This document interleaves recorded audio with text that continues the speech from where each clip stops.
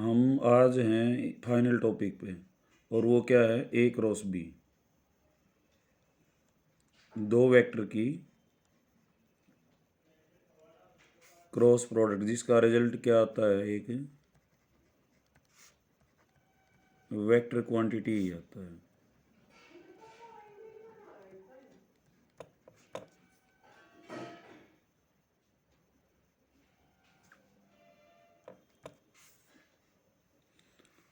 क्या होती है ए क्रॉस बी? जैसे हमने ए डॉट बी डिफाइन की थी जिसका रिजल्ट एक स्केलर क्वांटिटी था, तो ठीक वैसे ही हम इसको भी डिफाइन करते हैं। कैसे डिफाइन होती है ये? A cross b magnitude of a, first vector का magnitude of B, sine of angle between them. वहाँ पहले कॉस एंगल होता था, sine of angle between them and a unit vector perpendicular to the plane of a and b. ये एक नई चीज़ आई है यहाँ पे। यहाँ से लेकर यहाँ तक ये तो स्केलर क्वांटिटी है और एन कैप क्या है? वेक्टर है हमारे पास। तो ओवरऑल क्या है? ये एक स्केलर क्वांटिटी है, सॉरी वेक्टर क्वांटिटी, क्योंकि स्केलर को हमने किससे मल्टीप्लाई किया हुआ है? वेक्टर से। अब ये एन कैप होता क्या है इसको समझना बहुत ज़रूरी है। ये मान लेते हैं ए वेक्टर है और यहाँ ये बी वेक्टर है,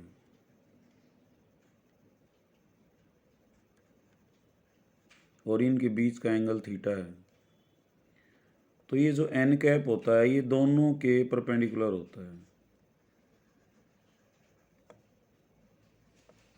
ये एन कैप की डायरेक्शन होती है। अब इसको समझेंगे कैसे?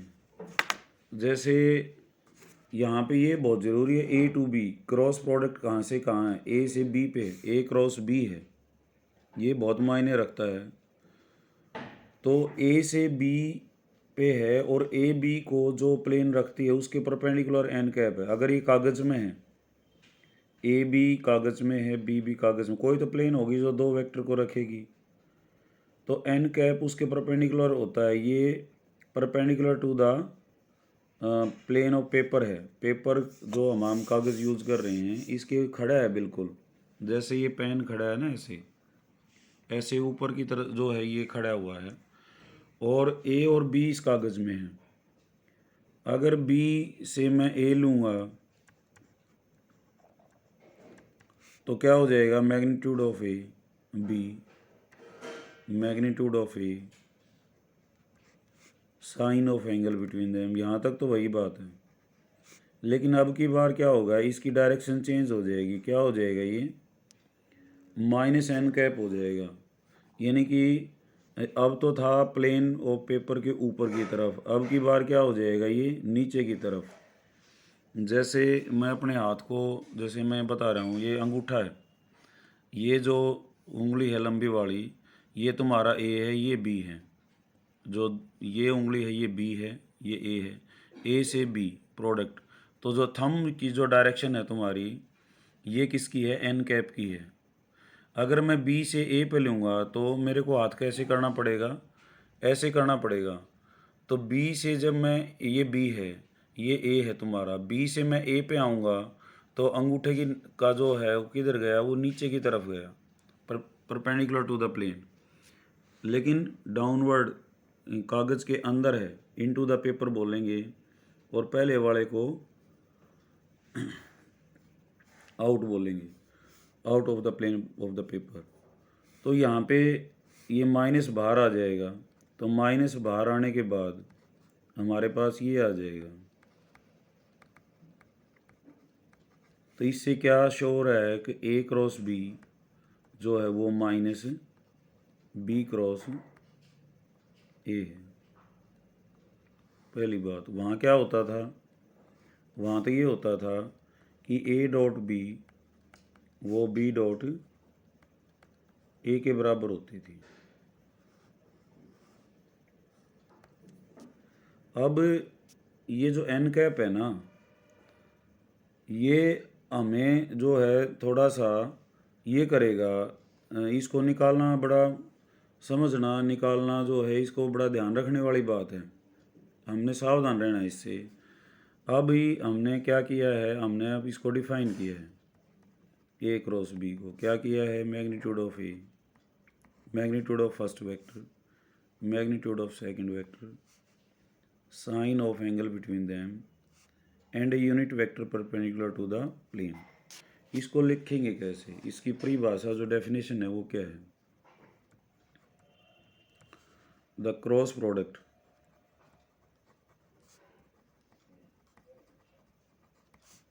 of two vectors is defined as the product किस किस की product of their magnitudes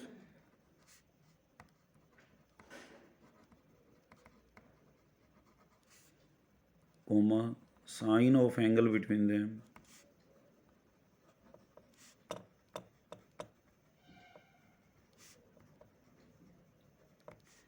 and a unit vector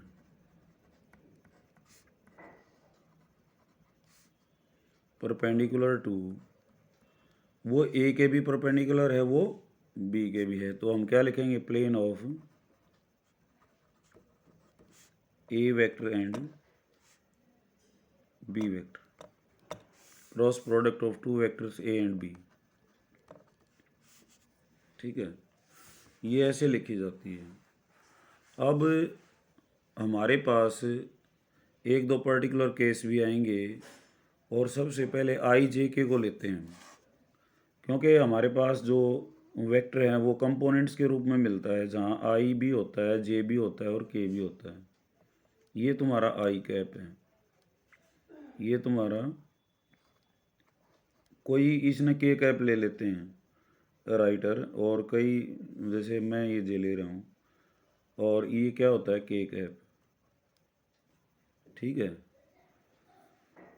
तो यहाँ मैं ले लूँ, यहाँ पहले हमने करना है आई क्रॉस जे। आई क्रॉस जे के बीच का एंगल कितना है, आई और जे के बीच का बेटा 90 डिग्री। तो i cross j, magnitude of i, magnitude of j, sine of angle between them 90 degree, और एक ऐसा यूनिट वेक्टर जो दोनों के परपेंडिकुलर हो, वो क्या है, के है। यहाँ पे आई और जे के परपेंडिकुलर है के, जे और के परपेंडिकुलर है आई, और के और आई के जो परपेंडिकुलर है वो क्या है, जे। तो यहाँ पे क्या आया, आई क्रॉस जे 1 × 1, क्योंकि आई का मैग्नीट्यूड क्या होता है, यूनिट वेक्टर है तो उसका मैग्नीट्यूड क्या होता है, 1 यूनिट। जे का भी 1, साइन 90 इसका की वैल्यू 1 × के कैप। तो हमारे पास आया आई क्रॉस जे, क्या आया, वो के आया, वहाँ पे आई डॉट जे 0 आया था। ऐसे ही इक्विवेलेंटली जे क्रॉस के क्या आएगा, आई, और के क्रॉस आई क्या आएगा, जी।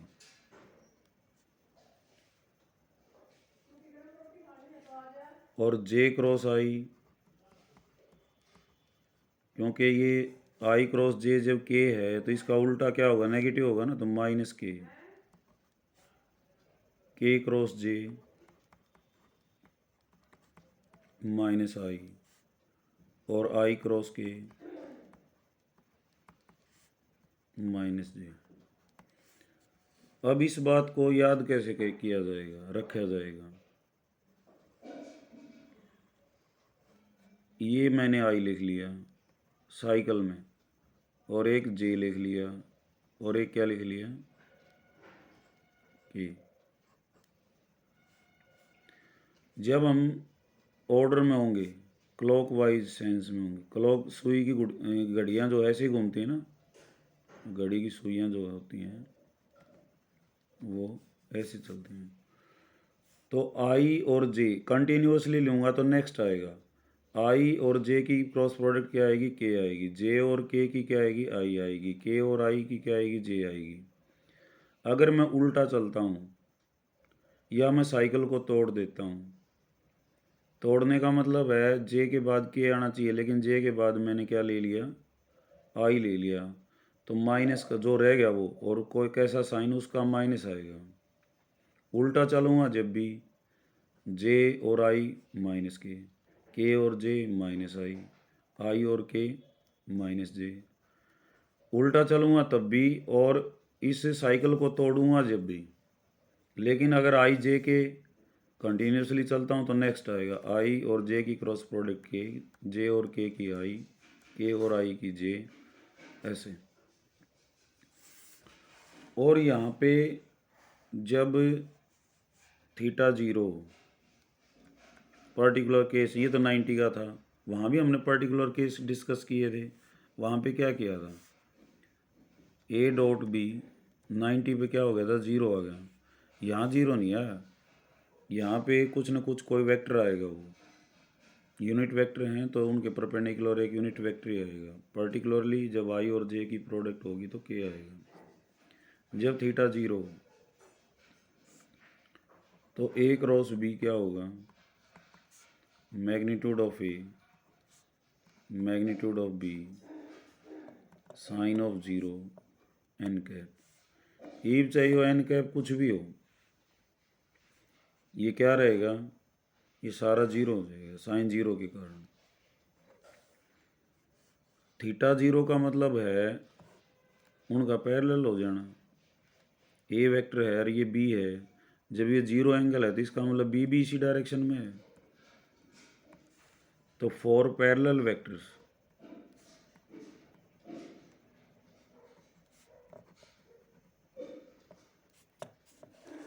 ए cross be always zero. Perpendicular के लिए क्या था बेटा? अगर अब परपेंडिकुलर शो करने हैं तो हम क्या करेंगे? डॉट प्रोडक्ट को जीरो दिखाएंगे। और पैरेलल शो करने हैं तो क्रॉस प्रोडक्ट दिखाएंगे। कल मैं एक कोलिनियरिटी की बात कर रहा था।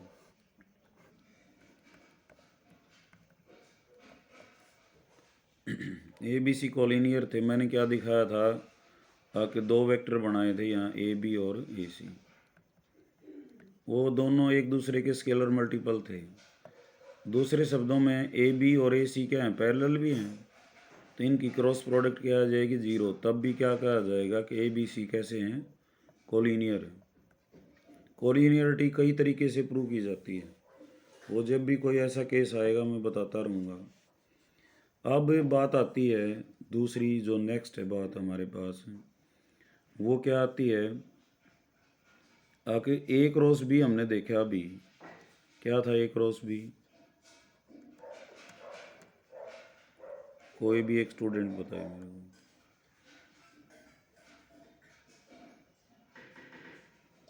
शुरू में डेफिनेशन क्या थी बेटा? The magnitude of A into magnitude of B. शाबाश, Sin theta. Very good. N cap, N cap. Very good. अब इस एन कैप से पीछा मैं छुड़ाना चाहता हूँ तो क्या करूँगा? दोनों तरफ मैं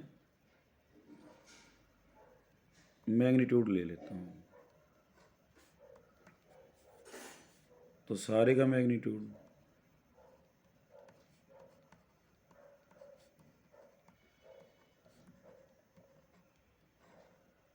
ठीक है भाई, जब दो वेक्टर बराबर हैं, यो वेक्टर इस वेक्टर के बराबर, दोनों के मैग्नीट्यूड भी बराबर होंगे।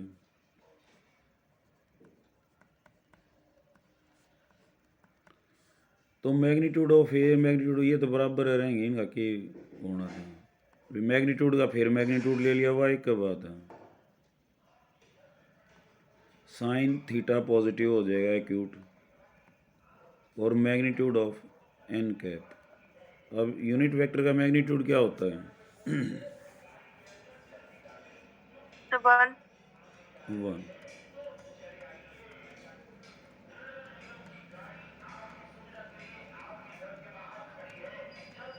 यू गायब हो गया।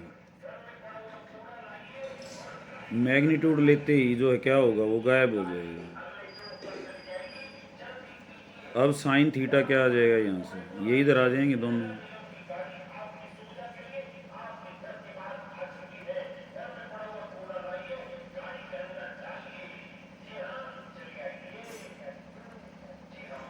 एंगल यहाँ से भी निकल सकता है। साइन थीटा क्या होगा, ए क्रॉस बी का magnitude divided by magnitude of first, magnitude of second. Cos theta क्या आया था,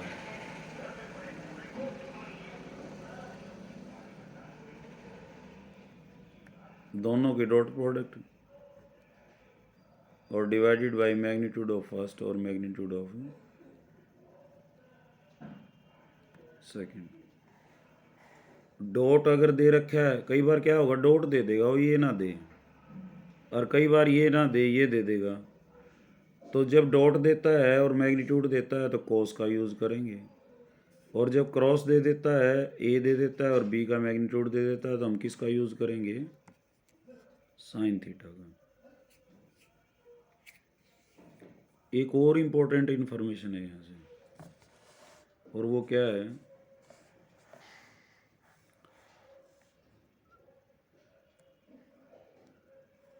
ये ए है, ये क्या है,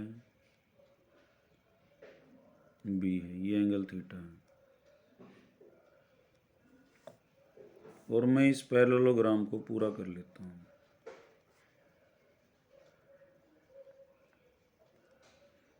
फिजिक्स में ये बी है, ये भी क्या माना जाएगा, क्योंकि दोनों पैरेलल हैं, ठीक है ना। और एक परपेंडिकुलर भी ड्रा कर लिया मैंने,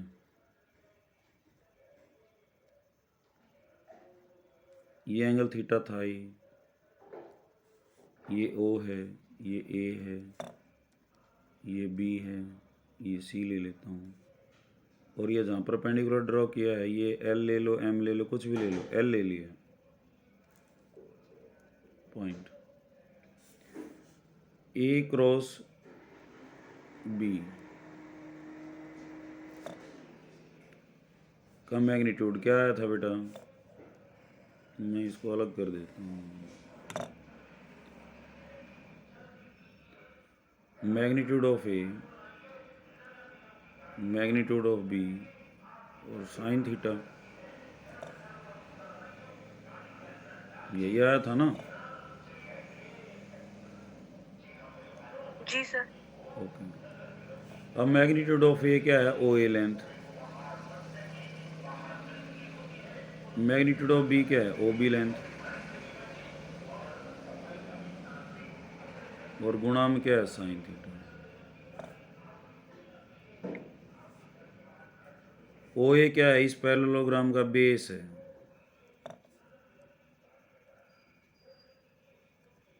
और ओ बी साइन थीटा क्या है, ये ओ एल है, बी एल क्यों है, ये जो ट्राइंगल है, ये राइट एंगल ट्राइंगल है, ये मैं ये समझा रहा हूँ बेटा, मैं तो क्रॉस प्रोडक्ट के बारे में बता रहा हूँ। जो कार्रवाई करनी है ना, वो नपीतुलियाँ हैं, हमारे पास कोई ज़्यादा नहीं है। कदे ये और जो नया नया दिन मैथ लिया, ये नहीं सोचे कि बहुत बारीकियाँ चल रही हैं, ये हमारी समझते, ऐसा कुछ कभी भी नहीं सोचना। जो क्वेश्चंस पे हमने फार्मूले लगाने हैं और वो सिंपलेस्ट हैं, ये सारी बात समझने की है, और इनको जितना समझोगे उतना ही जो है फिर लॉन्ग लास्टिंग जो है तुम्हारी मेमोरी रहेगी, होल्ड रहेगा उसके ऊपर, टॉपिक के ऊपर। तो हम अपने टॉपिक पे आए। पहले क्या था, ए क्रॉस बी क्या था, magnitude of A magnitude of B sine theta. इसका ये ओ ए हो गया, ये बात समझ में आ गई, ओ ए। जी सर। और ये ओ बी और साइन थीटा। अब ओ बी साइन थीटा मैंने बता दिया बी एल होगा। क्यों होगा, यहाँ पे ये राइट एंगल ट्राइंगल है, ये तुम्हारा परपेंडिकुलर है, ये बेस है नीचे, और ये क्या है, हाइपोटेन्यूज है। तो पी बाई एच क्या होता है,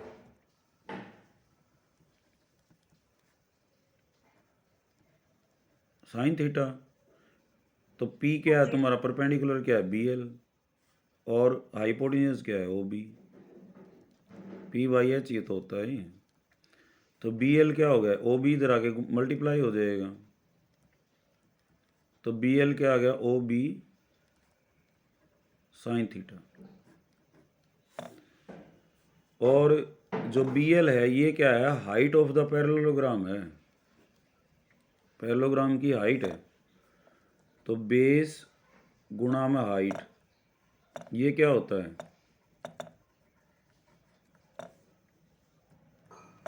क्या होता है,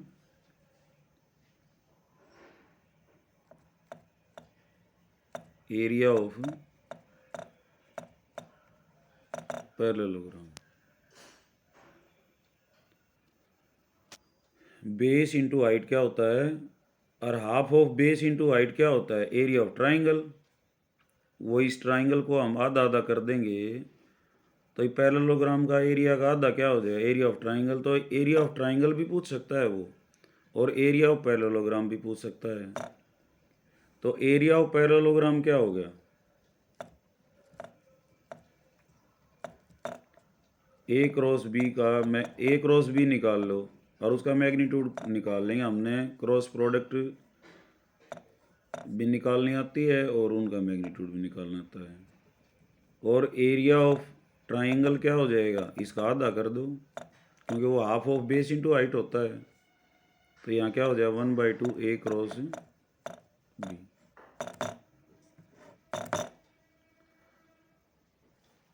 ये है इसकी फिजिकल सिग्निफिकेंस।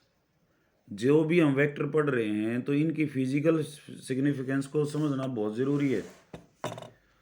मैंने सबसे पहले किसकी बताई थी, यूनिट वेक्टर की। यूनिट वेक्टर की फिजिकल सिग्निफिकेंस क्या है, a vector of length 1 unit in direction of any vector. फिर मैंने ए डॉट बी की भी बताई थी। ये क्या इंडिकेट करता है, क्या बताता है, प्रोजेक्शन ऑफ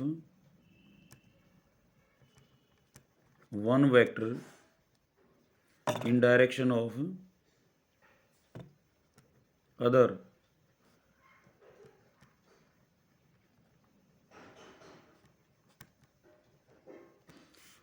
अगर ए की डायरेक्शन में प्रोजेक्शन निकालना है तो क्या होगा, a dot b divided by magnitude of a. और बी की डायरेक्शन में निकालना है तो, और क्रॉस प्रोडक्ट का फिजिकल सिग्निफिकेंस, फिजिकली सिग्निफिकेंस का मतलब फिजिकली क्या बताते हैं वो। ये तो प्रोजेक्शन बता रहा था, ये क्या बता रहा है, area of parallelogram bounded by A and B. जो ए और बी ने पैरेललोग्राम बनाई उसका एरिया बताता है। क्या बताता है वो, ए क्रॉस बी का मैग्नीट्यूड बताता है। ये इसकी फिजिकल सिग्निफिकेंस है। ठीक है। तो इसमें एक बात और समझनी है हमें भी, और वो है जब कंपोनेंट्स दे रखे हों, ए वेक्टर दे दिया उसने A1I A2J A3 के, और बी दे दिया B1I B2J और B3, तो ए क्रॉस बी क्या होगी, तो ये A1I A2J A3 के क्रॉस, भाई ए की वैल्यू रखेंगे फिर क्रॉस बी क्या है,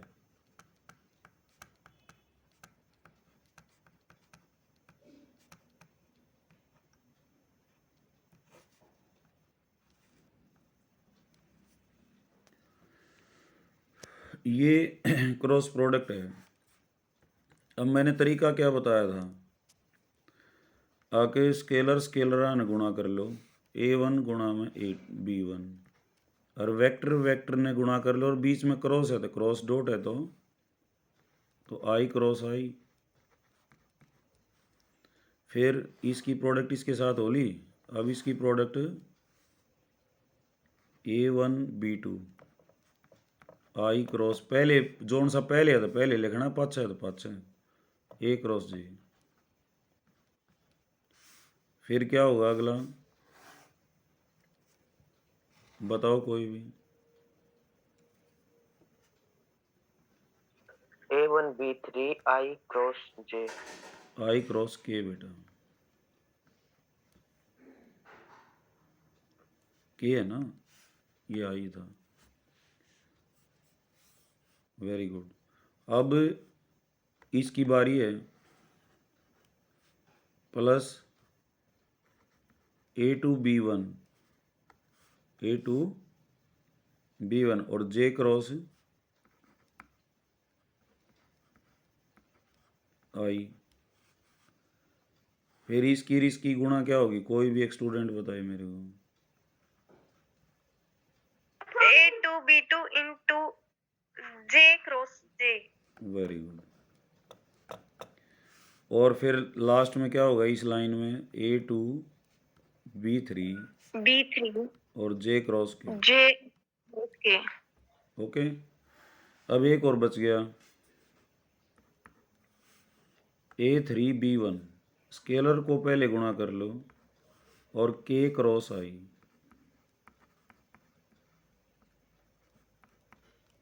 प्लस A3 B2 और K क्रॉस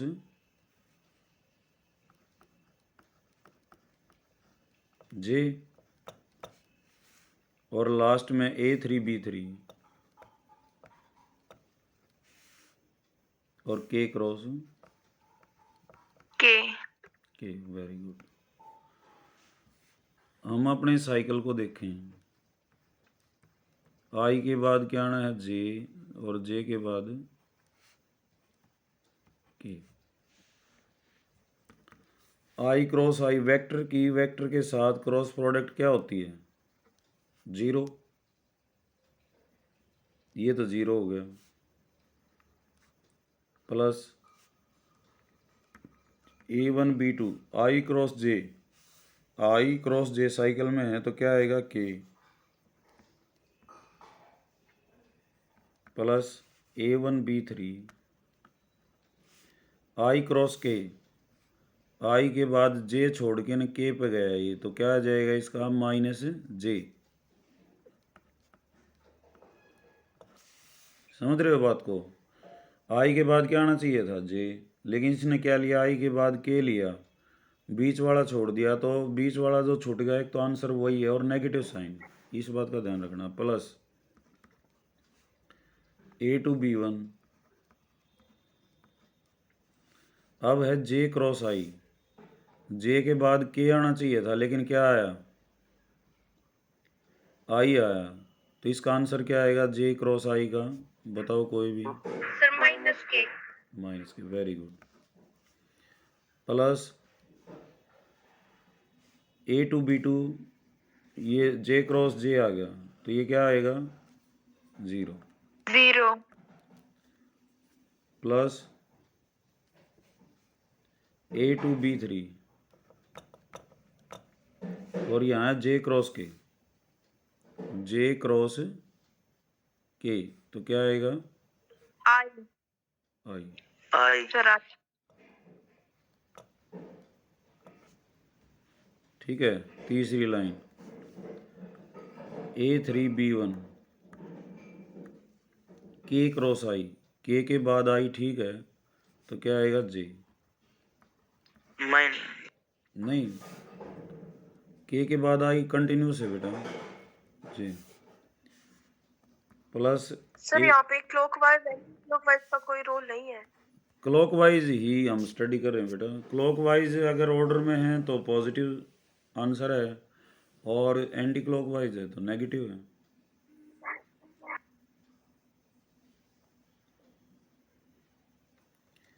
A3B2 सर ये प्रोडक्ट नहीं समझ आ रही। ये हाँ सर। ये देखो I के बाद J है, I क्रॉस J निकालूंगा मैं। अगर ये इस सेंस में है क्लॉकवाइज में, तो थर्ड जो बच गया ना वेक्टर वो उसका आंसर है। मैं ये कहना चाहता हूँ। अब मैं J से स्टार्ट अपनी ये क्रॉस प्रोडक्ट बना बना देखो, J cross K, J cross K लगातार है ये भी, तो इसका थर्ड आंसर है क्या हो जाएगा I। K क्रॉस I क्या आ जाएगा जी। अब ये तो मैंने लगातार लिए, अब मैं इनको जंप करता हूँ भाई। J के बाद K न जंप करूँगा तो I पे आऊँगा और तो कहीं नहीं जाऊँगा, तो J cross I। Sir clockwise या एंटी क्लॉकवाइज? क्यों कर लो, क्लॉकवाइज करोगे और जंप करोगे जब भी नेगेटिव साइन आएगा, अगर एंटी क्लॉकवाइज करोगे तो वैसे ही साइन नेगेटिव आएगा, क्योंकि हमने ये भी तो प्रूव किया है ताकि A क्रॉस B क्या होता है -B क्रॉस A। अब जंप करोगे जब भी वही बात है, और एंटी क्लॉकवाइज चलोगे जब भी वही बात है, क्योंकि देखो J क्रॉस I अगर ऐसे चलूँगा तो जंप किया, K को छोड़ गया मैं, और उल्टा चलूँगा तो एंटी क्लॉकवाइज आ गया। आना भाई, यहाँ इसको जंप करके भी यहीं आऊँगा और एंटी क्लॉकवाइज, तो यहाँ क्या आएगा -K आएगा। क्लॉकवाइज चलेंगे और लगातार चलेंगे तो पॉजिटिव आएगा, क्लॉकवाइज चलेंगे और कूद के चलेंगे जंप करके चलेंगे या एंटी क्लॉकवाइज चलेंगे तो नेगेटिव साइन आएगा। ये कंक्लूजन है इसका।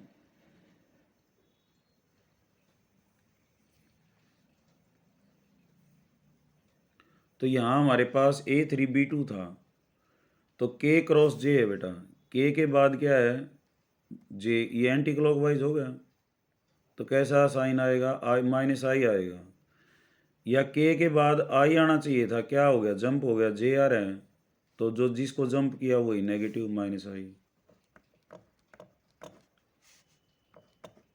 समझ आ गई बात बेटा ये? सर ये अगर आई से जे पे क्लॉकवाइज जा रहे हैं तो पॉजिटिव आ रही है सर, क्लॉकवाइज और और अगर एंटी कंटिन्यूस क्लॉकवाइज। होना चाहिए, क्लॉकवाइज तो जंप करके भी है, क्लॉकवाइज और कंटिन्यूस K के बाद I, तो आंसर है J।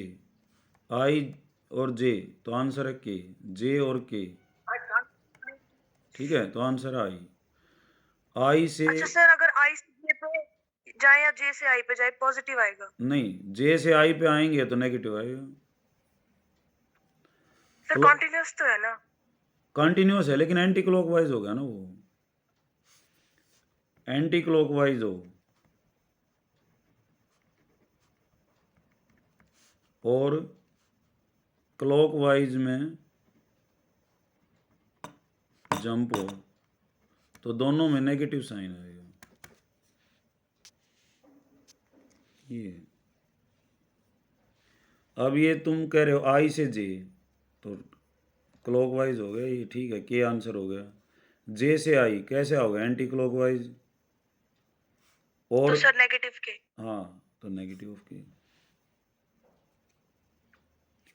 सीधी बात है, क्लॉकवाइज है तो पॉजिटिव और एंटी क्लॉकवाइज है तो नेगेटिव। ये जंप ने भी छोड़ दो, सीधी बात है, क्लॉकवाइज है चल रहे हैं तो पॉजिटिव और एंटी क्लॉकवाइज चल रहे हैं तो नेगेटिव। अब तो हो गया क्लियर? सर जंप में जो है फिर हम एक छोड़ रहे हैं तो उसमें क्या करेंगे, क्लॉकवाइज चलेंगे नेगेटिव, एंटी क्लॉकवाइज? वो एंटी क्लॉकवाइज ही है। जंप J से मैं I पे आया, ठीक है, तो दूसरा रास्ता ये भी था मैं J से I पे ऐसे आ जाऊँ। सर दो रास्ते हैं ना? हाँ, दो रास्ते हैं, जंप करके आएंगे या जो है यहाँ पे। अब तुम यूँ कह मेरे से ये कह देते आगे जो है ना जी, हम क्लॉकवाइज चल रहे हैं, जे को के को छोड़ दिया बीच में हमने, लेकिन ये पॉजिटिव क्यों नहीं आया? तो मैं पहले ही लिख रहा हूँ, एंटी क्लॉकवाइज है तो नेगेटिव साइंस, और क्लॉकवाइज चल रहे हो और जंप किया है तब भी कैसा आएगा? नेगेटिव साइन आएगा। क्लॉकवाइज सीधे चलो पॉजिटिव साइन आएगा। आ गया सर समझ। ओके, अब देखो बेटा, हमारे पास कहीं के नज़र आ रहा है, कहीं जे नज़र आ रहा है, कहीं के नज़र आ रहा है, कहीं आई नज़र आ रहा है, कहीं जे नज़र आ रहा है, कहीं आई। तो हम आई के कोफिशिएंट्स की ग्रुपिंग करेंगे, आई को इकट्ठा लिखेंगे, ठीक है? तो रीति है, जो है रिवाज है, पहले स्केलर ने लिखो। तो आई का कोफिशिएंट यहाँ क्या है? A2B3। यहाँ माइनस आई का है -A3B2, और बाहर क्या आ जाएगा? आई, प्लस जे का A3B1 और -A1B3 जे, प्लस के का क्या है बेटा? A1B2 minus A2B1। A2B1। ये आई क्रॉस प्रोडक्ट, ये आंसर है तुम्हारा। लेकिन इतना कबाड़ा कौन करेगा हर बार? इनको ऐसे क्रॉस करके ऐसे ऐसे कौन करेगा? तो इसका एक शॉर्टकट है, A क्रॉस B। डिटर्मिनेंट लिखो, कंपोनेंट्स ऑफ फर्स्ट आई, पहले आई जे के लिखो, ठीक है? पहले तो आई जे के लिख लो। कंपोनेंट्स ऑफ फर्स्ट, फर्स्ट के कंपोनेंट क्या क्या हैं? A1, A2, A3। फिर components of second, B1, B2, B3। तो इसका जो आंसर आएगा वो तुम्हारा यही आएगा, आई। ऐसे ही करते हैं ना, आई, इसकी रो को छोड़ दो, इसकी कॉलम को छोड़ दो, A2B3 minus A2B2 A3, A2B3 minus A3B2, यही तो है। सर ये माइनस साइन आएगा, ये कैसे पता चलेगा? ये जो प्रोडक्ट होती है ना ऊपर से नीचे, ये तो पॉजिटिव होती है, और ये जो प्रोडक्ट होती है ये नेगेटिव होती है। तो सर फिर अल्टीमेटली पूरा ही नेगेटिव हो गया ये। ना, पूरा नेगेटिव क्यों होगा? A2B3 तो पॉजिटिव साइन, ये प्रोडक्ट ये लूँगा मैं, ये वाली, तो ये नेगेटिव जाएगी, -A3B2। अब तो दोनों के बीच नेगेटिव ही आ गया ना। दोनों के बीच नेगेटिव कैसे है? ये पॉजिटिव है, ये जब कुछ भी साइन नहीं है तो क्या होता है? वो पॉजिटिव। थोड़ा सा और देखो फिर और समझ में आ जाएगा। -J, positive negative positive. Determinant को ऐसे एक्सपेंड करते हैं, जब हमने मैट्रिसेस और डिटर्मिनेंट पढ़े थे तब यही होता है, positive negative positive, negative positive, negative positive, ऐसे अल्टरनेटिवली चलते हैं। आई पे थे तो सीधा साधा हो गया काम, जे पे हैं तो -J बार, -J। अब इसकी रो को छोड़ दें, -J, जे पे थे ना हम, तो इसकी आवाज़ आ रही मेरी? पहले कोई भी बच्चा कंफर्म करे। आ रही है sir. Okay okay okay okay. अब इस रो को छोड़ दें और इसके कॉलम को भी छोड़ दें, तो क्या आ जाएगा? A1B3, ये product A1B3 minus B1, A3B1। हाँ B1 A3 प्लस के। अब के है बेटा, तो इसकी रो को छोड़ दें और इसके कॉलम को छोड़ दें, क्या बचेगा? A1 B2 minus B1 A2, बस यही है। इससे मैच करोगे तो तुम्हारा टोटली मैच है इससे।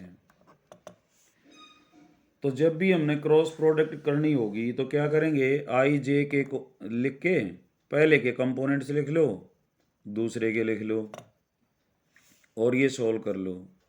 अगर डॉट प्रोडक्ट करनी है तो आई आई वाले के साथ कर लो, जे जे वाले के साथ, के वाले के साथ और जोड़ दो।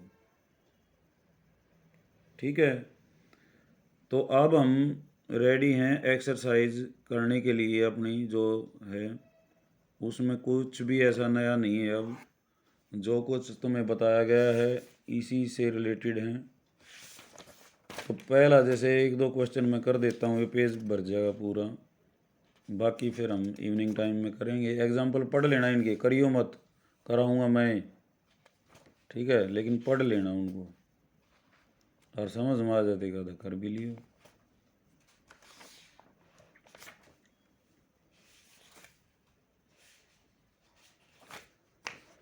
पहला क्वेश्चन है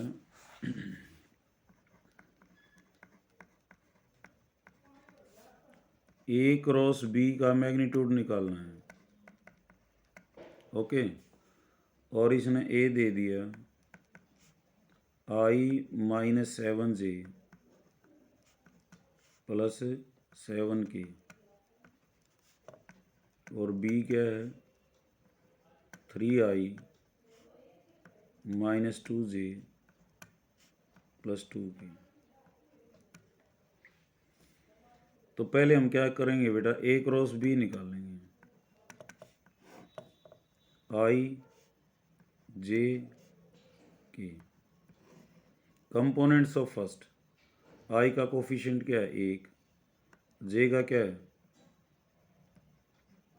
-7।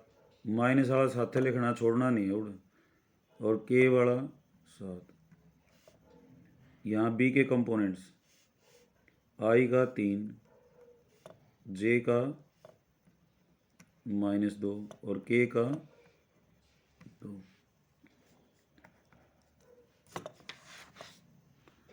आई ये छोड़ो, ये छोड़ो, -7 गुणा 2 कितना हो गया? -14। और -2 गुणा 7 ये भी कितना हो गया? -14। -14 बेटा। और एक साइन हम अपनी तरफ से नेगेटिव लगाते हैं। पहला तो जो ओरिजिनल गुणा है वह लिख दो और फिर नेगेटिव साइन भी होता है बेटा, -J। अब इस रो को छोड़ेंगे, इस कॉलम को छोड़ेंगे, तो 1 गुणा 2 2, 3 गुणा 7 सॉरी 21, 3 गुणा 7 कितना हो गया बेटा? 21, और नेगेटिव साइन प्लस के। अब ये रो छूटेगी और ये कॉलम, तो आफ्टर लिविंग दैट क्या बच गया? 1 इंटू -2 -2, और 3 और -7 की गुणा कितनी होगी? -21, और एक माइनस का निशान। तो ये बच गया बेटा I-14 माइनस का 14 प्लस का 14 और माइनस का 19 प्लस का के, और यहाँ क्या बचेगा? -2 जमा 21, तो हो गया 0I प्लस का 19J और प्लस का 19K। ये आया तुम्हारा ए क्रॉस बी।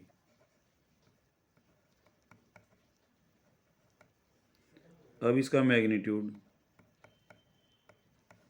मैग्नीट्यूड का तरीका क्या है? 0 का स्क्वायर, 19 का स्क्वायर, 19 का स्क्वायर, और 19 √2 आ जाएगा इसका आंसर। जो दो स्क्वायर एक जैसे जुड़ रहे हो ना, तो उसने तो बाहर लिख दो 19 ना रूट दो, एक्स स्क्वायर क्या हो जाएगा, एक्स रूट दो। समझ रहे हो बात को? तो ये है। और कई बार होगा बेटा, कदे न्यू सोचो आगे सर ने डिटर्मिनेंट बना के कर दिया कि कई बार क्रॉस प्रोडक्ट आएगी, हम उसको करेंगे। तो मैं इसको फिर बता देता हूँ। आई जे के लिख लिया, कंपोनेंट्स पहले के, कंपोनेंट्स दूसरे के।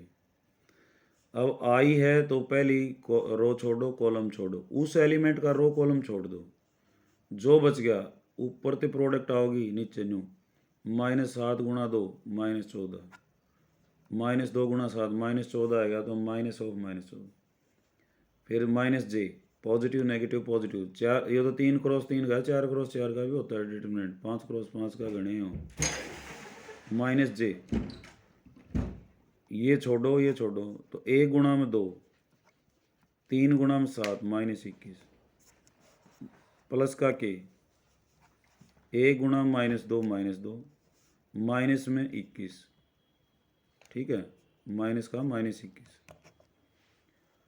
तो ये कट जाएंगे, ये 19J और 19K, तो ये मैग्नीट्यूड।